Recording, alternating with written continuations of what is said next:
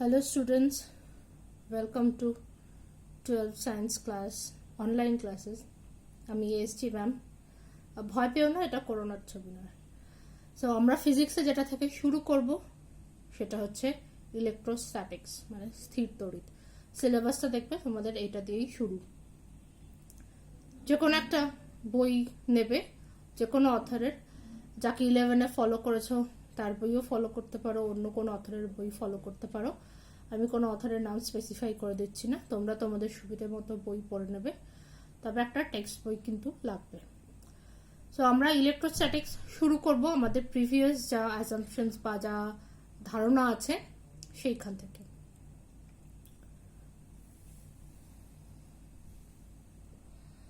তো প্রথমেই বলছে তড়িতাহিত বস্তু, তার মানে যার ভেতরে তড়িৎ কণারা উপস্থিত আছে।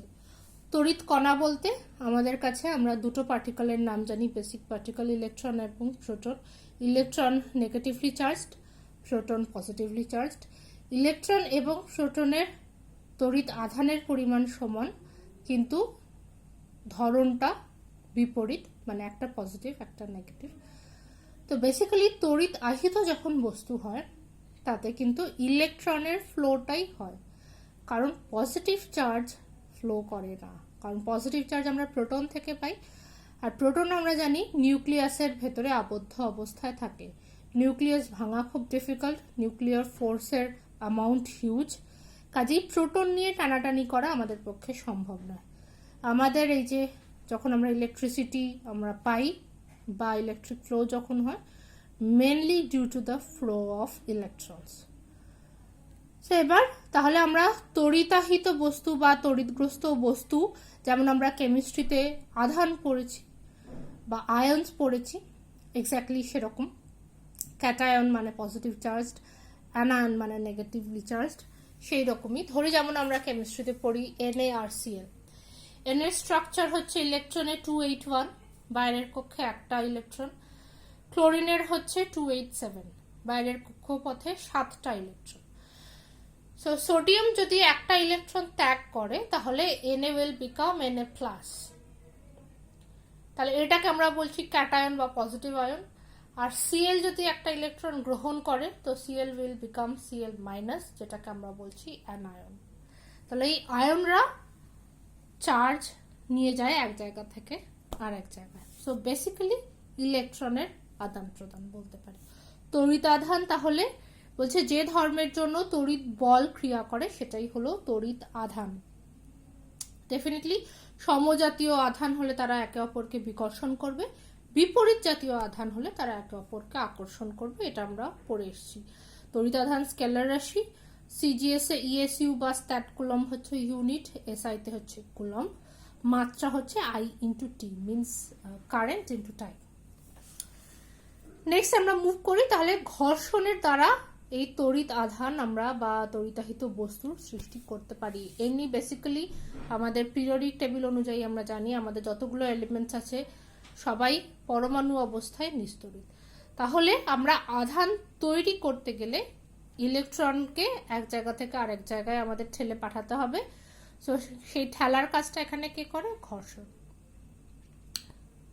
আধান দু রকমের, আগেই বলেছি, ধনাত্মক এবং ঋণাত্মক। এরকম প্রচুর এক্সাম্পল অনেক বইতে আছে যে একটা জিনিসের ওপর অন্য আর একটা জিনিস দিয়ে ঘষলে, দেখো একটা লিস্ট করা আছে যেটাতে এরকম আহিত বস্তুর আমরা এক্সাম্পল পেতে পারি। মানে পশম আর যদি ধরো আমরা কাঁচ নিই, তাহলে একটা আর একটার ওপর ঘষলে এরকম ডিফারেন্ট কাইন্ডের দুটো আধান দুটো বস্তুতে সৃষ্টি হবে। নেক্সট বলছে বিকর্ষণী তড়িৎগ্রস্ততার চূড়ান্ত প্রমাণ। তার কারণ হচ্ছে যে আকর্ষণ যেমন দুটো বিপরীত জাতীয় আধানের মধ্যে হয়, তেমনি একটা আহিত বস্তু আর একটা নিস্তড়িত বস্তুর মধ্যেও আকর্ষণ হয়, যেটা তড়িৎ আবেশ বা ইলেকট্রিক ইন্ডাকশনের জন্য হয়। ইন্ডাকশন আমরা একটু পরেই পড়বো। সো আকর্ষণ যখন হয় তখন নট নেসেসারিলি দুটোই আমাদের কাছে চার্জড পার্টিকেল, এটা আমরা এনশিওর করে বলতে পারি না। কিন্তু যখন বিকর্ষণ হয় বা রিপালস করে তখন রিপালশনটা ডেফিনেটলি দুটো সেম ক্যাটাগরির চার্জ পার্টিকেল থেকেই আসে, মানে দুটো প্লাস বা দুটো মাইনাস যদি চার্জড পার্টিকেল হয়, তাদের ভেতরেই একমাত্র বিকর্ষণ বল কাজ করে। তো তখন আমরা এনশিওর করতে পারবো যে হ্যাঁ, দুটো পার্টিকেলই চার্জড এবং same type of charged. Okay, so next আমাদের আছে ইলেকট্রনীয় তত্ত্ব। দেখতেই পাচ্ছি হাইড্রোজেন আছে, হিলিয়াম আছে, এরকম সবাইকার জন্যই তাই, যে কেন্দ্রক বা নিউক্লিয়াসের মধ্যে প্রোটন থাকে আর বাইরের কক্ষপথে ইলেকট্রন থাকে। তাহলে আমাদের স্ন্যাচ করতে গেলে বা তাড়িয়ে আনতে গেলে, টেনে নিতে গেলে ইলেকট্রনই প্রেফারেবল, প্রোটন নয়, নট অ্যাট অল। তাহলে ইলেকট্রন যদি আমরা একজনের থেকে নিয়ে অন্যজনকে দিয়ে দিতে পারি, তাহলে তার ইলেকট্রন কম হবে, অন্যজনের ইলেকট্রন বেশি হবে। সো দুজনেই চার্জড পার্টিকেলে কনভার্টেড হয়ে যাবে from through this electron process passage বা ইলেকট্রনের আদান প্রদানের মাধ্যমে। নেক্সট পয়েন্ট হচ্ছে আধানের কোয়ান্টায়ন বা কোয়ান্টাইজেশন। তার মানে একটা ইলেকট্রনের যতটা চার্জ, ততটা চার্জই মিনিমাম একটা আধানকে দেওয়া যাবে, ম্যাক্সিমাম কোনো লিমিট নেই। মানে 2e হতে পারে, 3e হতে পারে, 4e হতে পারে, 5e হতে পারে, 3/2, 5/7, 11/13 এরকম ধরনের ফ্র্যাকশনাল ওয়েতে আমরা চার্জ হ্যান্ড ওভার করতে পারবো না। তার মানে আমরা ইলেকট্রনের খানিকটা দিলাম না, রেখে দিলাম, এটা হবে না। সো দিতে গেলে পুরোটা ইলেকট্রনই দিতে হবে, নিতে গেলে পুরো একটা গোটা ইলেকট্রনই নিতে হবে। সো মোট আধানকে যদি আমরা কিউ দিয়ে লিখি, so that Q equals to plus minus n e. Charge যেহেতু দু রকমেরই হয়, প্লাস বা minus, so that equals to plus minus n e. N হচ্ছে এনি ইন্টিজার নাম্বার, পূর্ণ সংখ্যা, অখণ্ড সংখ্যা, 1, 2, 3, 4 এটসেট্রা এটসেট্রা, হায়েস্ট কোন নম্বরের স্পেসিফিকেশন নেই। সো ইলেকট্রনের আধানকে যদি আমরা ই দিয়ে লিখি, তাহলে মোট তড়িৎ আধান হচ্ছে plus minus any. That is the quantisation. মানে একটা ইলেকট্রনের যতটা চার্জ, ততটাই আমরা মিনিমাম দিতে বা নিতে পারবো, তার ভগ্নাংশ আমরা বা ভাগ করে নিতে পারবো না।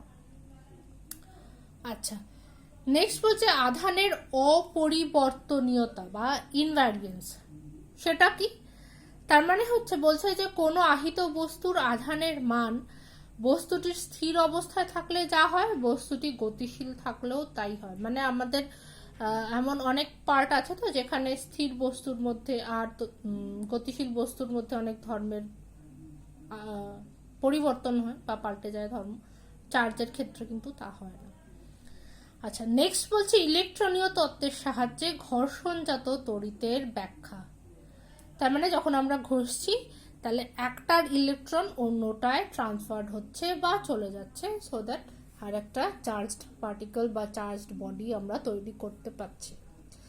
নেক্সট হচ্ছে তড়িৎ আধানের নিত্যতা সূত্র, মানে principal of conservation of electric charge. যেমন মাস কনজারভেশন পড়েছিলাম, যেমন এনার্জি কনজারভেশন পড়েছিলাম, যেমন মাস এনার্জি কনজারভেশন পড়েছিলাম, তো তেমনি এখানে আমরা পড়ব আধানের নিত্যতা সূত্র। মানে কোনো বিচ্ছিন্ন বা আইসোলেটেড বস্তু সংস্থার আধানের মোট পরিমাণ সর্বদা অপরিবর্তিত। বিচ্ছিন্ন মানে যার অন্য কারোর সঙ্গে যোগাযোগ নেই। বস্তু সংস্থা মানে একটা বস্তুও হতে পারে, একাধিক বস্তুও একসঙ্গে মিলিতভাবে থাকতে পারে, কিন্তু বাইরের থেকে বা এনভায়রনমেন্টের সঙ্গে তাদের কোনো যোগাযোগ থাকবে না, সম্পূর্ণ বিচ্ছিন্ন। সো ওকে, নেক্সট আমরা মুভ করে যাই। নেক্সট আমাদের ইম্পর্টেন্ট পয়েন্ট হচ্ছে পরিবাহী মানে কন্ডাক্টর, অন্তরক মানে ইনসুলেটর, এবং অর্ধপরিবাহী সেমিকন্ডাক্টর, আর অতি পরিবাহী সুপার কন্ডাক্টর। ওকে, সো ফার্স্ট হচ্ছে কন্ডাক্টর। কারা? যেসব পদার্থের মধ্যে দিয়ে তড়িৎ সহজেই চলাচল করতে পারে, তড়িৎ অ্যাজ এন ইলেকট্রনরা। যে কোনো মেটালসের কথা আমরা বলিনি, মেটালসরা খুব গুড কন্ডাক্টর, এটা আমরা বোধহয় অনেকদিন ধরে পড়ছি অনেক বইতে। তো আরেকবার সেটা রিপিট করলাম, যেমন বলেছে রূপা, তামা, অ্যালুমিনিয়াম এটসেট্রা এটসেট্রা। এছাড়া মাটি, মানবদেহ, গ্যাস কার্বন, গ্রাফাইট, পারদ সবই হচ্ছে তড়িৎ পরিবাহী। অ্যাসিড, ক্ষার, লবণের জলীয় দ্রবণ এগুলো তড়িৎ পরিবাহী। আর বলছে সাধারণ অবস্থায় কোনো পদার্থই সম্পূর্ণ পরিবাহী নয়, মিনস আইডিয়াল নয়। কোনো সিচুয়েশনই আমাদের যেমন আইডিয়াল হয় না, থিওরিটিক্যাল আর প্র্যাকটিক্যালের মধ্যে ডিফারেন্স থাকে, এখানেও তাই। নেক্সট হচ্ছে ইনসুলেটার্স। ইনসুলেটার্স কারা? বলছে যেসব পদার্থের মধ্য দিয়ে তড়িৎ চলাচল করতে পারে না। তারপরে যারা তড়িৎ চলাচলে বাধা দেয়, যেমন কাঠ, যেমন কাঁচ, যেমন রাবার এটসেট্রা, প্রচুর এক্সাম্পল আছে। দেখবে অনেক সময় যখন ইলেকট্রিক মিস্ত্রিরা বাড়িতে কাজ করে, দেখবে একটা কাঠের ওপর সাধারণত দাঁড়িয়ে নেয়, যেহেতু হিউম্যান বডি খুব ভালো কন্ডাক্টর, তো কাঠটা থাকলে টোটাল আর্থিংটা হতে পারে না, ফলত বিপদের হাত থেকে রক্ষা পাওয়া যায়। তো তার মানে কাঠ হচ্ছে ইনসুলেটর হিসেবে কাজ করে বা অন্তরক হিসেবে কাজ করে। নেক্সট আমাদের সেমিকন্ডাক্টর, যারা খুব ভালো নয় আবার একবারে যায় না, যাদের ভিতর দিয়ে তড়িৎ তাও নয়। কারা? পিরিয়ডিক টেবিলের গ্রুপ 4 এলিমেন্টস, যেমন germanium, silicon, selenium etcetera etcetera. আর একটা পোর্শন আছে যাদেরকে আমরা বলি অতি পরিবাহী বা সুপার কন্ডাক্টার্স। এরা ল্যাবে এক্সিস্ট করে, আমাদের নর্মালি নেচারে সুপার কন্ডাক্টার্সের এক্সিস্টেন্স নেই, বাট সুপার কন্ডাক্টার্স নিয়ে এখন প্রচুর পরীক্ষা নিরীক্ষা হয়, প্রচুর কাজে লাগে। ওকে, সো নেক্সট বলছে শুষ্ক বায়ু উত্তম অন্তরক। আমাদের এই এখন বর্ষাকালের বায়ু কিন্তু শুষ্ক নয়, প্রচুর জলীয় বাষ্প আছে, আর্দ্রতা অনেক বেশি, হিউমিডিটি বেশি। শীতকালের যে বায়ু সেটা হচ্ছে শুষ্ক বায়ু, সেটা বলছে উত্তম অন্তরক। নেক্সট বলছে মুক্ত ইলেকট্রন তত্ত্বের সাহায্যে পরিবাহী অপরিবাহী পদার্থের ব্যাখ্যা। মুক্ত ইলেকট্রন কি? মুক্ত মানেই যাদের বাঁধন বা বন্ধন শক্তি কম, কাদের প্রতি? নিউক্লিয়াসের সঙ্গে তাদের যে বাঁধনের যে শক্তি, যারা নিউক্লিয়াস থেকে অনেক দূরে, মানে একদম সর্ববহিস্থ কক্ষের যারা ইলেকট্রন, তাদের নিউক্লিয়াসের প্রতি টান কম বা নিউক্লিয়াসেরও তাদের প্রতি টান কম, তাহলে তারা খুব আলগাভাবে বাঁধা থাকে, তাদের সামান্য একটু পুশ করলেই তারা এক জায়গা থেকে অন্য জায়গায় শিফট করে যেতে পারে। ডেফিনেটলি এই পুশ করাটা হাত দিয়ে হবে না, we need some electric force for that. তো ইলেকট্রন খুব সহজে ফ্লো করতে পারে। ফলত আমরা যদি ধরে নিই কপার ওয়্যার, যেগুলো আমাদের সাধারণত কানেক্টিং ওয়্যারস হিসেবে, পরিবাহী তার হিসেবে আমাদের বাড়িতে ইলেকট্রিসিটির কাজে ব্যবহৃত হয়, তো তাহলে কপারের স্ট্রাকচারটা যদি ভাবি, একদম আউটারমোস্ট শেলের যে বা অরবিটের যে ইলেকট্রনগুলো, সেগুলো এরকম যেহেতু লুজলি বাউন্ড থাকে, খুব সামান্য ইলেকট্রিক ফোর্স অ্যাপ্লাই করে তাদেরকে টেনে আনা যায়। সেরকম প্রত্যেকটা পরমাণু থেকে বাইরের কক্ষপথ, সবচেয়ে বাইরের কক্ষপথের সর্ববহিস্থ কক্ষপথের ইলেকট্রনগুলো যদি বেরিয়ে আসে এবং তারা যদি এক জায়গায় অ্যাকিউমুলেট হতে থাকে, জমা হতে থাকে, so they are called free electron. সে ফ্রি ইলেকট্রন মেটালসের ক্ষেত্রে খুব বেশি, সো দ্যাট তারা খুব গুড কন্ডাক্টার্স। ইনসুলেটরসের ক্ষেত্রে ফ্রি ইলেকট্রন পাওয়া যায় না, সো দে আর ইনসুলেটরস বা তড়িৎ পরিবহনে সক্ষম নয়। মুক্ত ইলেকট্রন তত্ত্ব দ্বারা পরিবহন পদ্ধতিতে আহিতকরণের ব্যাখ্যা।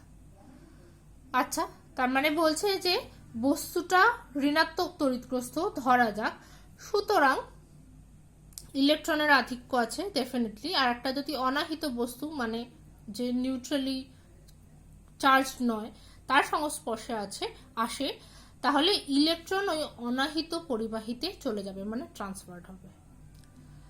আচ্ছা, এবার হচ্ছে আমরা আধান চিনবো বা আইডেন্টিফাই করবো কি করে, সেটা হচ্ছে আমাদের গোল্ড লিফ ইলেকট্রোস্কোপ দিয়ে। এই যে দুটো লিফের মতন পোর্শন আছে এখানে, এতটা গোল্ডের। এই এক্সপেরিমেন্টটা মনে হয় সব বইতেই এক্সপ্লেন করা আছে, পড়ে নেবে, খুব ইজি এক্সপেরিমেন্ট। একটা দেখতেই পাচ্ছ বক্স মতন, যার ভেতরে এই স্ট্রাকচারটা করা থাকে। এবার চার্জড বা নিউট্রাল কোনো বডিকে নিয়ে গেলে চার্জ আছে কি নেই সেটা এবং চার্জের প্রকৃতি কি সেটা আইডেন্টিফাই করা যায় এই গোল্ড লিফ ইলেকট্রোস্কোপের মাধ্যমে। ওকে, সো নেক্সট ইম্পর্টেন্ট পয়েন্ট হচ্ছে ইলেকট্রোস্ট্যাটিক ইন্ডাকশন, মানে তড়িৎ আবেশ। আবেশ কথাটার মানে হচ্ছে অপরের উপস্থিতিতে কিছু কাজ করা, মানে এমন কিছু ফোর্স যেটা তার নিজস্ব নয়, যেটা বাইরে থেকে এসছে, সেই বাইরের প্রভাবে প্রভাবান্বিত হওয়া হচ্ছে আবেশ। খুব চলতি কথায় বলতে গেলে এটাই। So that is induction. Induction electrostatic হতে পারে, ইন্ডাকশন ম্যাগনেটিক হতে পারে। সো আপাতত আমরা ইলেকট্রোস্ট্যাটিক ইন্ডাকশনের কথা পড়ব। ম্যাগনেটিক ইন্ডাকশনও কিন্তু হয়, সেটাও আমরা জানি যে চুম্বক কোনো একটা চৌম্বক পদার্থকে আকর্ষণ করতে পারে। সো এখানেও তাই, কোনো একটা তড়িতাহিত বস্তু কোনো একটা নিস্তড়িত বস্তুকে ইন্ডাকশনের মাধ্যমে আকর্ষণ করতে পারবে। এখানে প্রথমে একটা ছবি আছে, একটা কাচদণ্ড নিয়েছে, যার একটা এন্ড দেখাচ্ছে প্লাস চার্জড, সেটাকে যদি একটা নিস্তড়িত দণ্ডের সামনে বা কাছে রাখা হয়, তাহলে যে নিকটবর্তী প্রান্ত সেখানে সমস্ত নেগেটিভ চার্জরা অ্যাকিউমুলেট করবে বা জমা হবে, এবং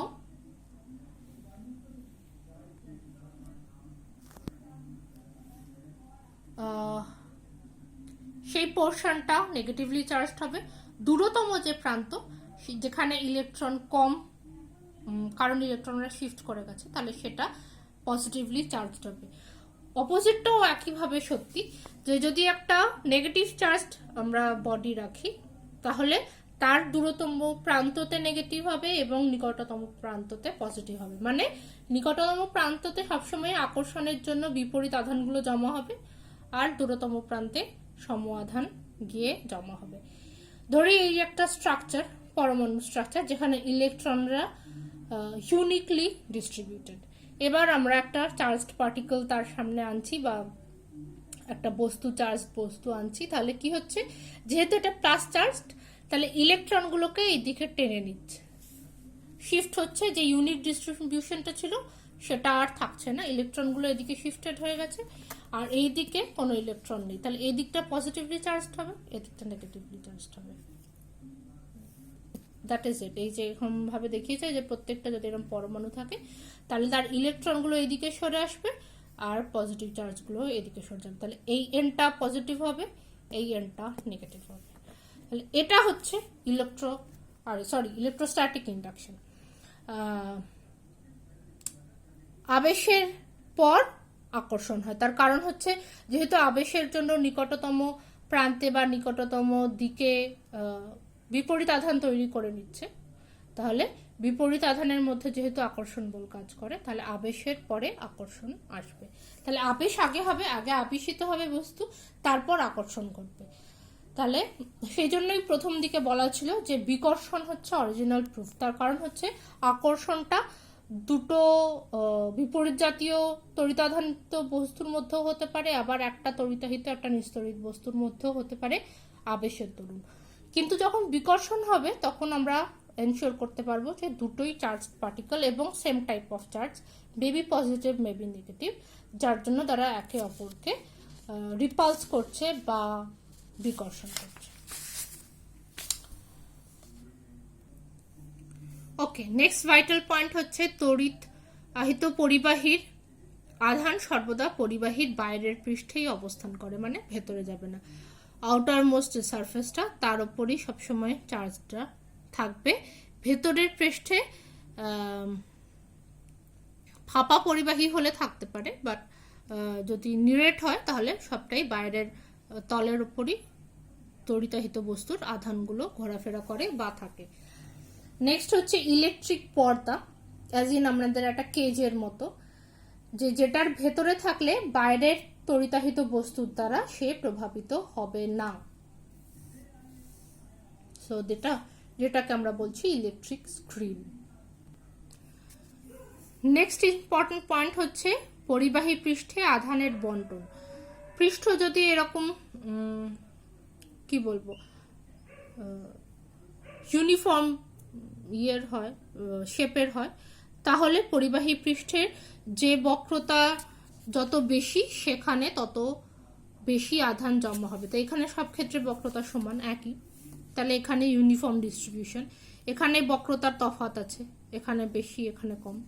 এখানে যেমন বাঁকগুলো আছে, মানে যেখানগুলো স্ট্রেট সেখানগুলো আধান কম, যেখানে ঠিক টার্ন নিয়েছে 90 ডিগ্রি অ্যাঙ্গেলগুলো করেছে সেখানে আধান বেশি অ্যাকিউমুলেটেড হয়েছে। সো যেখানে এরকম ছুচলো দিক থাকবে বা যেখানে যার বক্রতা যত বেশি হবে সেখানে আধান তত বেশি জমা হবে। তো এখান থেকে আমরা একটা কনসেপশন পাই, সেটা হচ্ছে তলমাত্রিক ঘনত্ব।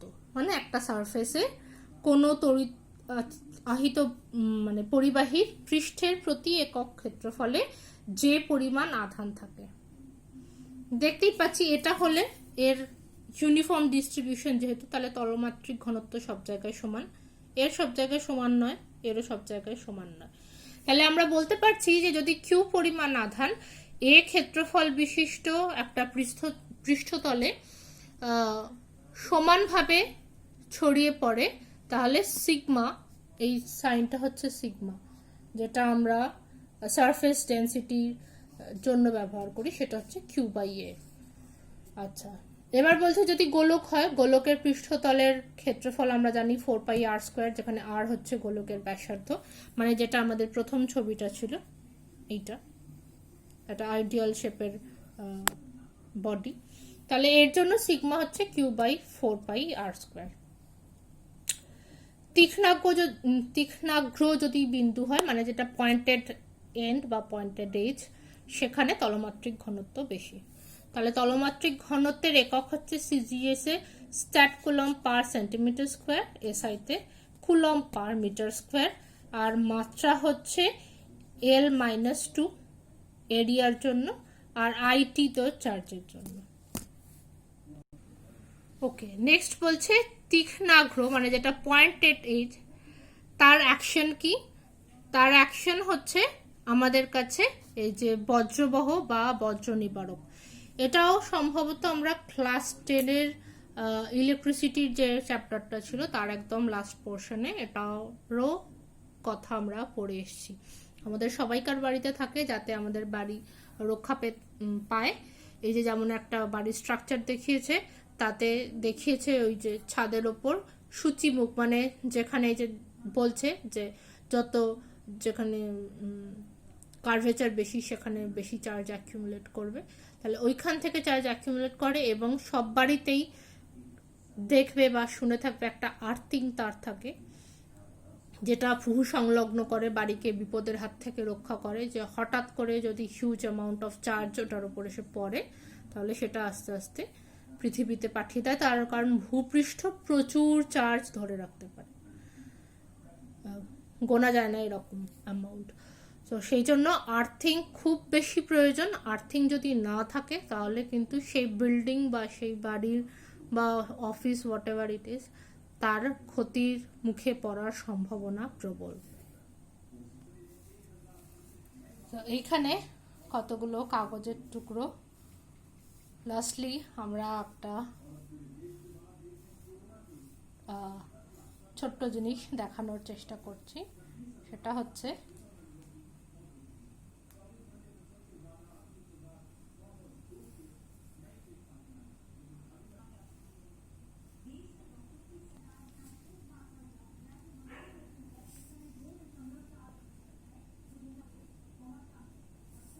চিরুনি, যেটাতে সদ্য চুল আঁচড়ানো হয়েছে, এবং কিছু কাগজের টুকরো আছে। যেহেতু এখন হিউমিডিটি বেশি, এটা করা একটু ডিফিকাল্ট, বাট স্টিল